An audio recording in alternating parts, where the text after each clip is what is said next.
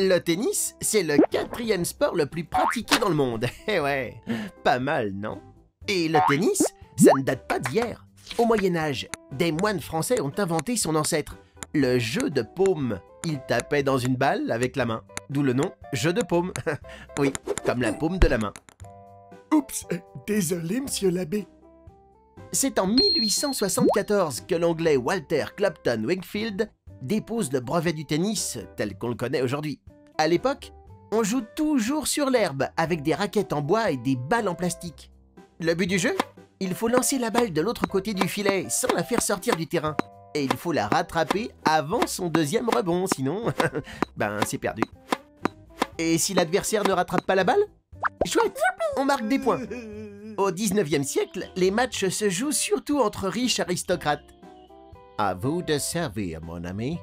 Je vous en prie, très cher. Servez donc le premier. Le tennis a toujours été un sport mixte. D'ailleurs, Maud Watson devient la première championne de tennis en gagnant Wimbledon en 1884. Vu qu'elle est obligée de jouer en jupon et en corset, c'est pas rien. Ouais, et je portais aussi un chapeau. Une partie de tennis dure en moyenne 2 heures. Mais parfois, ça peut être plus long. En 2010, 2 joueurs ont disputé un match de plus de 11 heures, étalé sur 3 jours au tournoi de Wimbledon. Tu vois là? C'est la grande ours.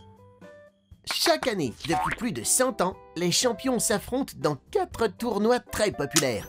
Roland-Garros, l'Open d'Australie, Wimbledon et l'US Open. Ça fait voir du pays, hein? Voilà, maintenant, vous connaissez la véritable histoire du tennis.